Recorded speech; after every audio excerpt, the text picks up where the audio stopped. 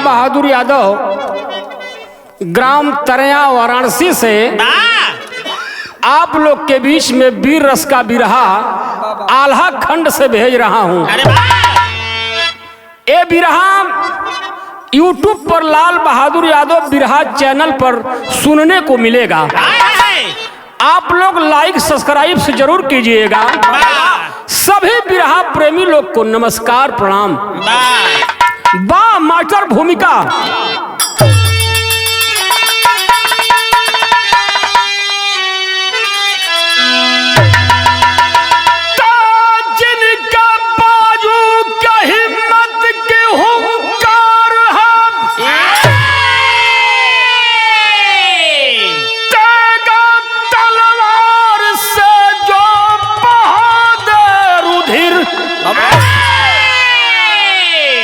मान सम्मान अपनी न जाने दिया, छाती दुश्मन की हरदम वो देते थे चीर, आल्हा उदल के रग रग में सोला भरा और बारियों को सदा हार खाना पड़ा। जो प्रतिज्ञा किया चूर कर ही दिए, दुश्मनों को हमेशा ही झुकना पड़ा।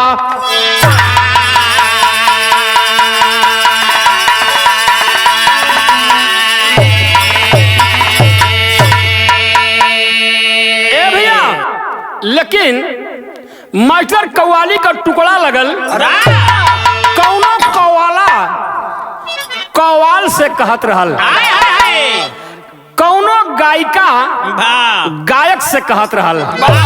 कैसे?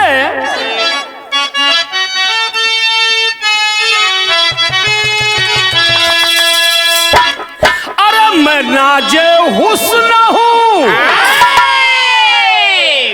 मैं नाजे हुस्न हूँ, अरे तू मेरा यह तेरा करो, अरे जवानी नाम है मेरा मुझे सलाम करो, जवानी नाम है मेरा मुझे सलाम करो, जवानी नाम है मेरा, जवानी नाम है मेरा मुझे सलाम करो। लेकिन कव्वाला से कव्वाल कहता है, गायिका से गायक कहता है क्या मैं सलाम करूंगा। लेकिन कैसे?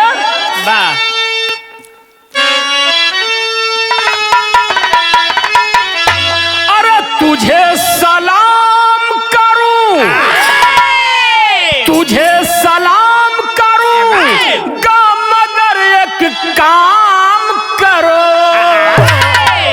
अरे तू अपनी मस्त जवानी हमारे नाम करो, तू अपनी मस्त जवानी हमारे नाम करो, तू अपनी मस्त जवानी, तू अपनी मस्त जवानी हमारे नाम करो। ए भैया, लेकिन कहानी के तरफ संकेत है कवि जी का। कहानी को देखते हुए भाव लिखे। कैसे मास्टर?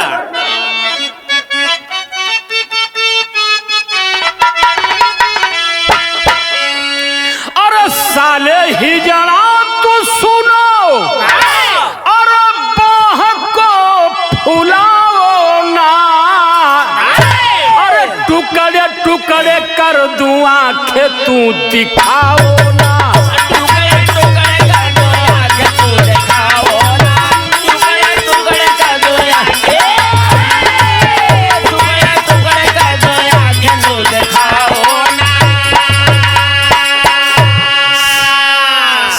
हिजड़ा बाह, तू बाह को फुलाओ ना, टुकड़ा टुकड़ा कर दूं आंखें को दिखाओ ना। ए भैया, लेकिन अरे बाघ, अरे बाघ जन्मा है सुनो, बाघ जन्मा है सुनो,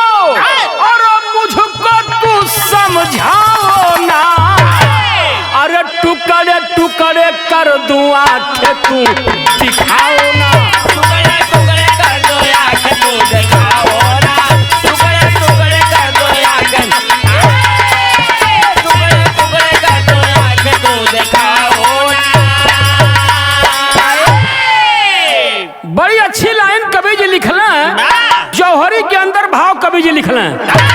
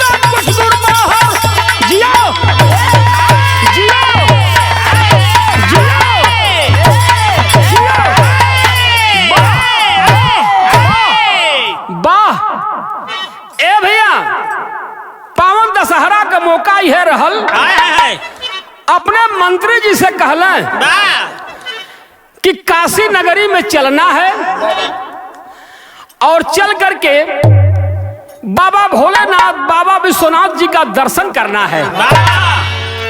अपने सेना को सजा लिए काशी नगरी में आते हैं, शांत जगह पाके पड़ाव डाल ढले अपने सेना के साथ। लेकिन भयल का यहां तर्ज हो,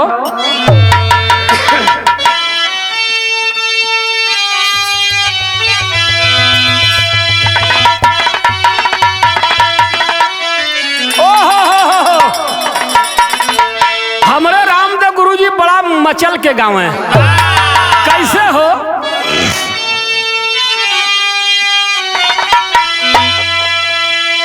अरे गवना कराय पिया, अरे घर बैठावाला, अरे अपने कोई लरिया में लागल रे, निरमोही दगा दे के, अरे भागल रे निरमोही दगा दे के,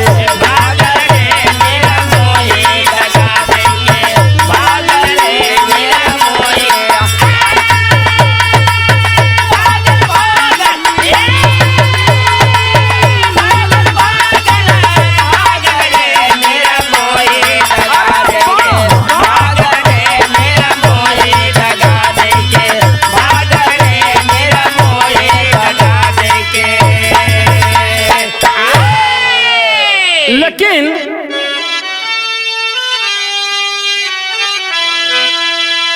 कभी जी भाव लिखल है, अरे कर में बिजुरिया सजा निहला टोलिया, अरे भुजबल में जोर बिया पलबा कांति के लवरिया, अरे लागल बा कांति के लवरिया,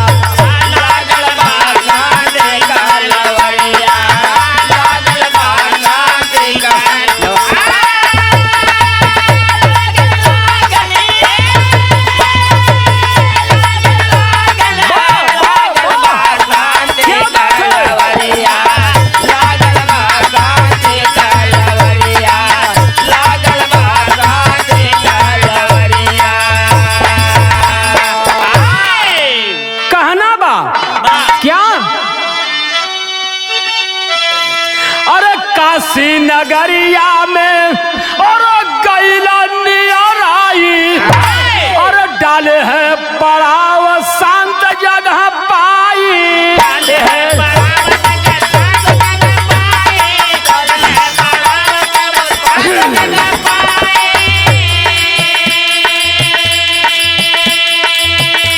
और चंद्रसेन राजा कायल सुकुमारिया अरे अश्व के देख मन पागल बा क्रांति के लवरिया अरे लागल बा क्रांति के लवरिया। ए भैया शांत जगह पा करके परमाल राजा डेरा डाल देते हैं अपने सेना के साथ। लेकिन चंद्रसेन राजा का बिटिया चंदा सैर करने के लिए आई थी और देखती है कि परमाल राजा महोबा से आए हैं। उनके साथ में इतना सुंदर घोड़ा कि देखता बने जाए कि अपने पिताजी से कहली पिताजी महोबा से परमाल राजा आयल हुआ और उनके साथ इतना सुंदर घोड़ा हो कि पिताजी वही घोड़वा के अगर लिया देता ना तो ये नगर दरबार का शोभा बढ़ जाता। ऐसा घोड़ा तो आज तक हम देखबे ना कैली। ए भैया जब इतनी बात बिटिया का सुनते हैं तो करते क्या हैं? विदेशिया में भाव कवि जी लिखो।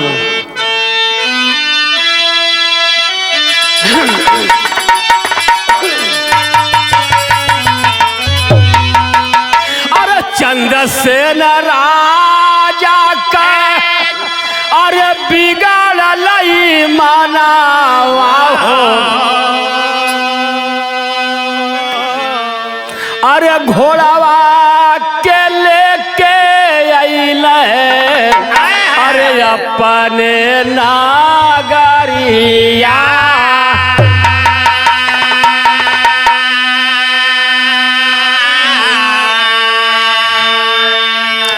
अरे सपना देखावे भोले अरे बाबा वही जुनिया हो अरे परमाल घूमी घूमी देखे चारों ओरिया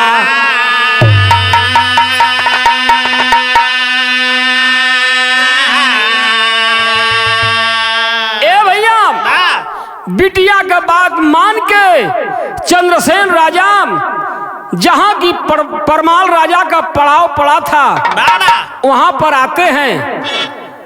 देखते हैं कि सारी सेना सो गई है। रात का वक्त था, परमाल राजा भी सो गए थे। घोड़ा को छोड़ करके लेकर चले गए अपने नगर में, अपने दरबार में। लेकिन रात को बाबा भोलेनाथ स्वप्न देते हैं कि परमाल राजा आपके घोड़ा को चंद्रसेन राजा ले गया। देखते हैं चारों तरफ कहीं दिखाई नहीं देता है घोड़ा, तो क्रोध में हो जाते हैं। यहाँ तर्ज लगल मास्टर,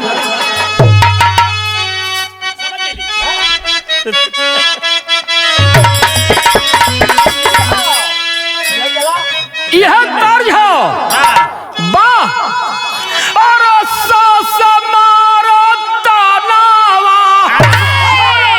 दिया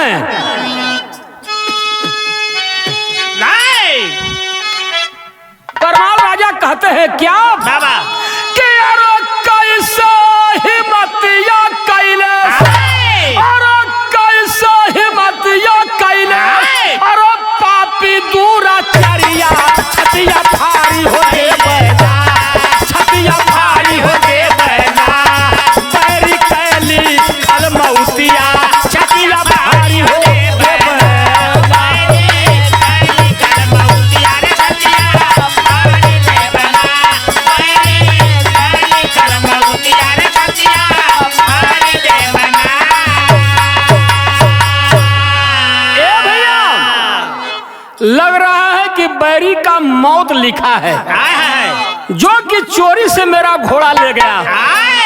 जाते हैं चंद्रसेन राजा के पास, कहते हैं कि राजन घोड़ा वापस कर दे। चंद्रसेन राजा बोले कि नहीं, घोड़ा वापस करूंगा। अगर घोड़ा लेना है तो लड़ लो, जीत लेना तो घोड़ा ले जाना। परमाल राजा कहना एक तो चोरी या दूसरे सीना जोरी, वापस कर दो घोड़ा।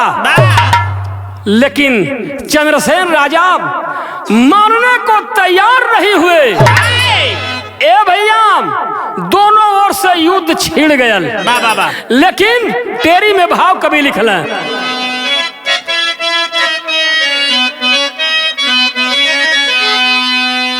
अरे उदासी तब गगन में छा गई, कटी कटी मुंड गिरे भोले बाबा के काशी। अरे काशी, अरे काशी, जियो जियो जियो। कटी कटी मुंड गिरे भोले बाबा के काशी, उदासी तब गगन में छा गई। ए भैया, दोनों ओर से युद्ध छिड़ गया, बहुत सारा सेना मारल गईली। लेकिन कवि जी भाव लिखना शहर में कि अरे जेल में बंद होकर के शेर, लड़ाई के मैदान में चंद्रसेन राजा परमाल राजा को बंदी बना लिए। जेल में बंद हो जाते हैं परमाल राजा। लेकिन उसी समय का भाव कवि जी लिखे कि जेल में बंद होकर के शेर गीदड़ को तब ललकारा है, एक सिपाही जाकर महोबा में खबर लगाया है। कोहराम मच गया महोबा अंदर, आल्हा उदल गरमाए हैं, अपना सेना को साजे काशी नगरी में आए हैं। परमाल राजा को बंदी बना लिए। एक सिपाही जा करके महोबा में कहते हैं आल्हा उदल से कि परमाल राजा को चंद्रसेन राजा बंदी बना लिए हैं। ए भैया, आल्हा उदल जब सुनना ना तो एकदम आग बबूला हो गई। कहना कि अरे कैसे हिम्मत पड़ल चंद्रसेन राजा के परमाल राजा के बंदी बनावे के। चलल हुआ यहाँ तर्ज लगल,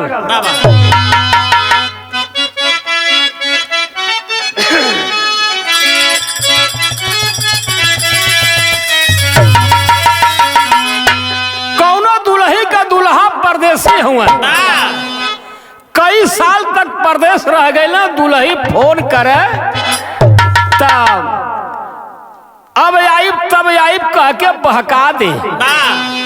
लेकिन हर दुल्हनिया का चढ़ल जवानी, बेचारी बड़ी परेशान बा। कैसे मास्टर?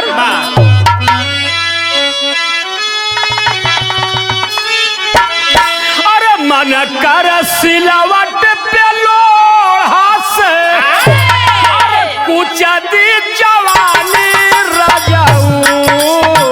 मन कर सिलावट पे लोढ़ा से कुछ दी जवानी रजाऊ।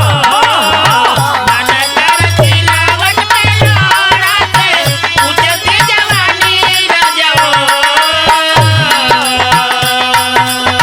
मन कर सिलावट पे लोढ़ा से कुछ दी जवानी रजाऊ।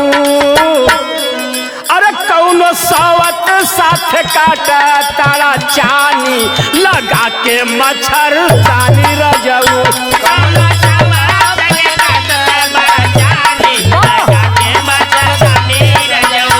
कौनो सवाल के काट बड़ा जानी लगा के मच्छरदानी रजाऊ। लेकिन दोनों वीर चल हुआ अपने सेना के साथ। वही समय का भाव कवि जी लिखला है, कैसे?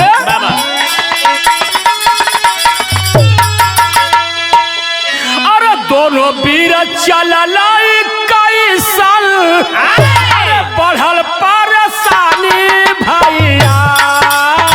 दोनों वीर चलल कई साल, बड़ परेशानी भैया।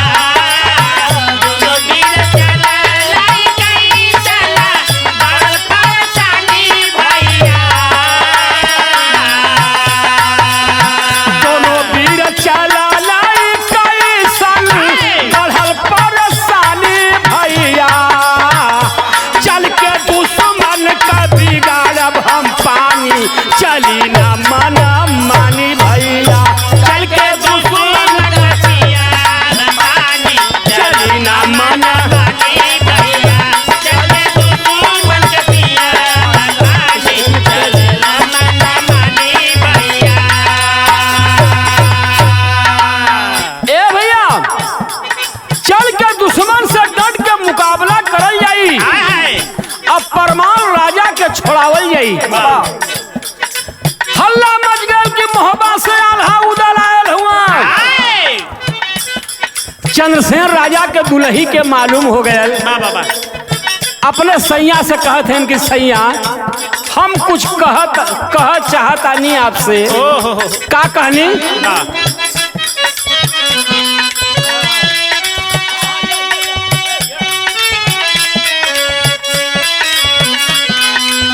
चंद्रसेन का दूल्हा ही तब कहली बचानिया, घोड़ा लौटावा ना तो बची ना जीवनिया।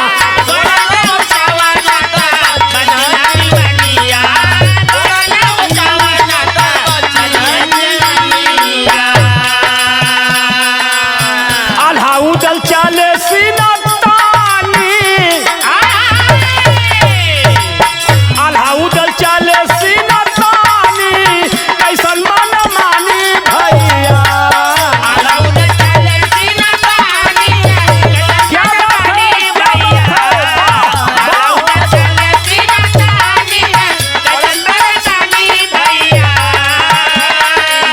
आल्हा उदल चाले सीना तानी, कैसन परेशानी भैया। आजा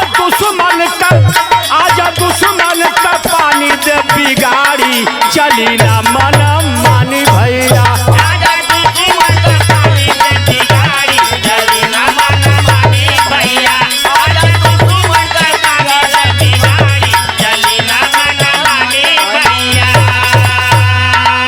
ए भैया, चंद्रसेन राजा का दुल्ही कहली सैया अरे घोड़वा वापस कर दी, परमान राजा के जेल से छोड़ दी।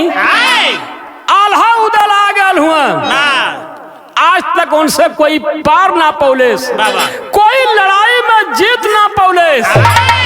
हे सैया हमार विनती हो, आपसे अर्जी हो कि वो घोड़वा के वापस कर दें सैया, नहीं तो लड़ाई के मैदान में आप मारल जाइए सैया। वो घोड़वा के वापस कर दें। लेकिन चंद्रसेन राजा बोले कि नहीं, जो भी होगा देखा जाएगा, घोड़ा वापस मैं नहीं कर सकता। लेकिन पहपट में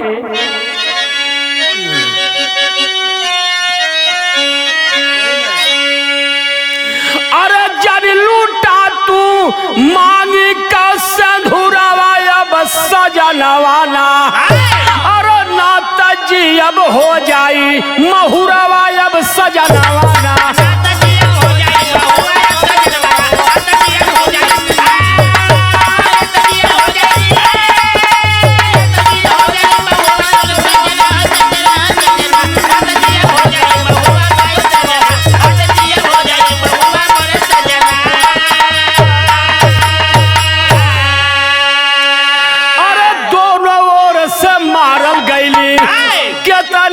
सकरिया हो, अरे क्रोध में आल्हा चंद्रसेन के काट लिहल मौरिया हो। अरे दुल्ही ऊपर गिरल बा बजरवा अब सजनवाना, छत्राणी का धधक उठल हियरवा अब सजनवाना।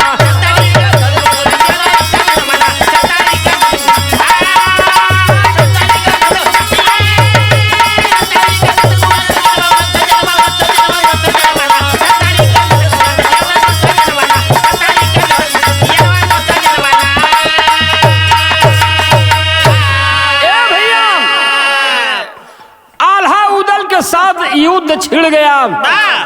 चंद्रसेन राजा एक तरफ आल्हा उदल का सेना, लड़ाई के मैदान में चंद्रसेन राजा मारे गए। लेकिन अपने दुल्ही का बात अगर मान गए होतन, घोड़ा वापस कर दिले होतन, तो आज लड़ाई के मैदान में मारल न जातन। लेकिन लड़ाई के मैदान में मारल गए। आल्हा में हमारे रामदेव गुरु जी का आल्हा,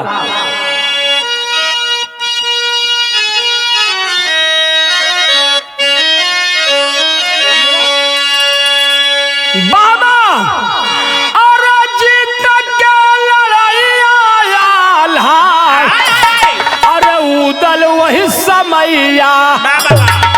अरे जलिया से लिहल परमाल के छोड़ा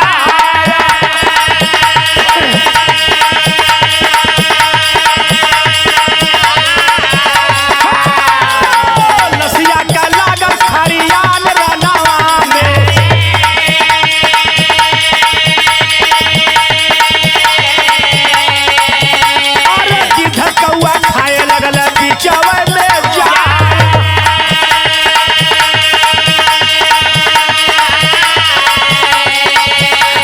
समेत चंद्र से नवाली मुड़िया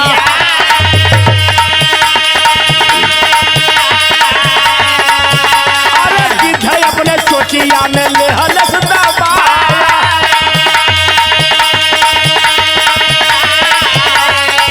उड़ता उड़ता आयल वही किलावा पर अरे बैठल मुड़ेरिया पर पंख फहराया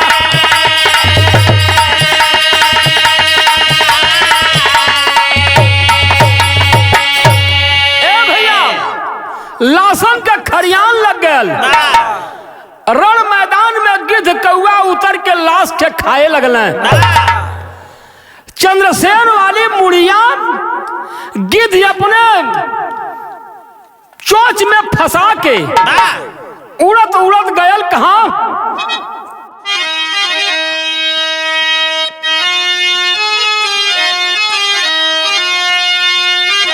अरे उड़ता उड़ता आयल वही किलावा पर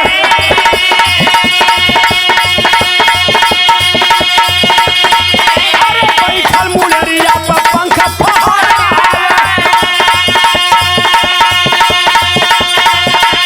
अरे अखिया निकाले चलल जब चोचिया से अरे मुड़िया ननावा में गई ढेला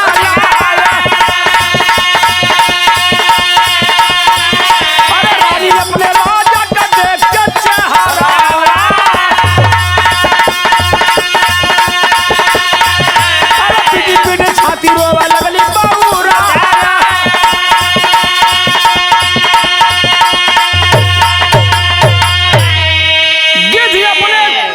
गिद्ध अपने चोंच में फंसा के उड़त उड़त वही किला पर आयल जहां चंद्रसेन राजा का किला रहल जब आंख निकाले चलल तो मुड़िया आंगने में ढंगला गई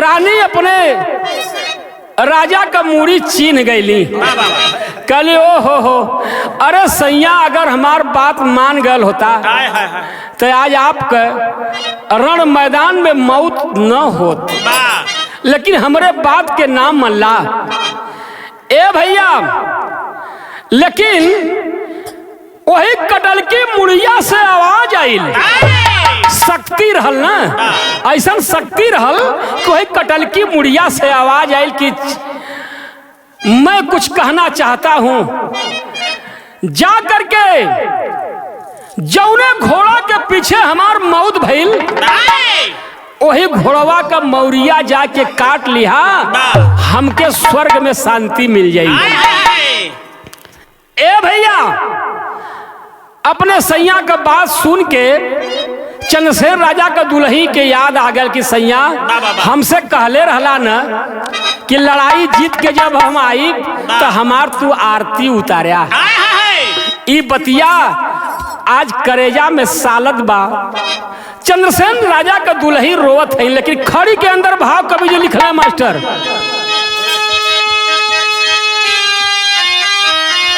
और कहला आरती और वही दिन उतरिया रानिया और जीत के आइब जब लड़ाइया आल्हा से रानिया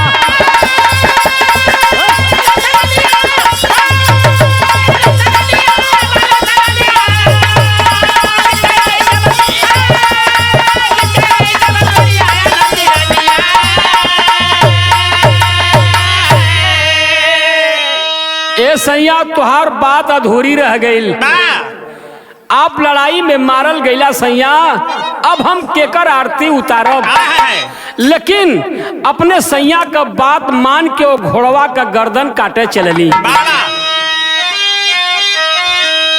अरे रानी अपने राजा का मान के कहनावा, अरे रनवा में काट लिहली तब गर्दनवा।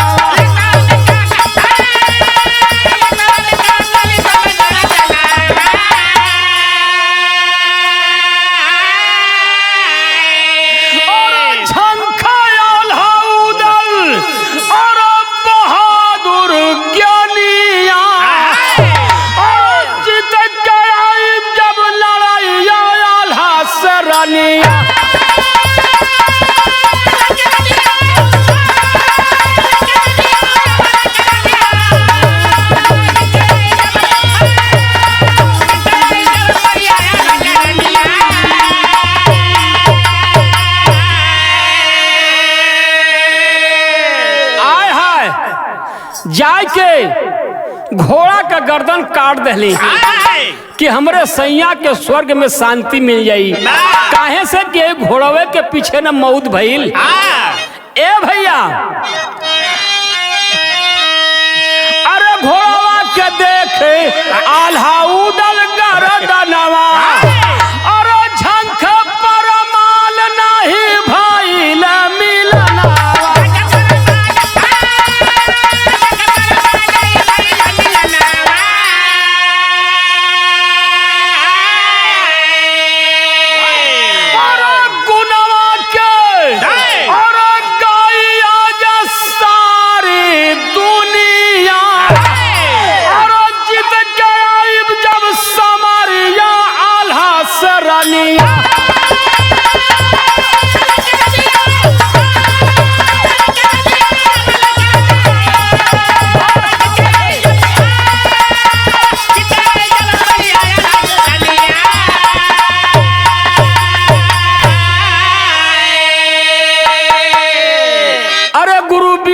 गुरु गणेश, गुरु राम लाल की माया।